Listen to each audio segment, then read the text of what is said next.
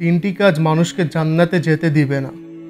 এক, যে ব্যক্তি তার পরিবারের বেহায়াপনার সুযোগ দেয়, যেমন তার মেয়ে স্ত্রী পর্দা করে না, তার ছেলে যেভাবে ইচ্ছা সেভাবেই চলাফেরা করে, কেউ নামাজ পড়ে না, এগুলো নিয়ে তার কোনো কনসার্ট নেই বা চিন্তা নেই। দুই, যে পুরুষ নারীদের আকৃতি ধারণ করে, অর্থাৎ কানে দুল পরা অথবা মেয়েদের স্টাইলে চলা, মেয়েদের মতো পোশাক পরা ইত্যাদি। তিন, যে ব্যক্তি নিয়মিত নেশাদ্রব্য পান করে, সেটা ছোট হোক বড় হোক, কম ক্ষতিকর হোক, যে কোনো ধরনের নেশা হোক। আমাদের সকলের উচিত বেহায়াপনা নারীর বেশ ধারণ এবং মাদক দ্রব্য থেকে বেঁচে থাকা।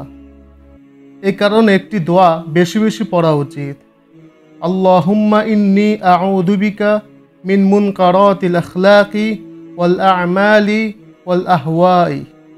অর্থাৎ, হে আল্লাহ, নিশ্চয় আমি আপনার কাছে খারাপ চরিত্র, মন্দ কাজ এবং কুপবিত্রির অনিষ্ঠা থেকে আশ্রয় চাই।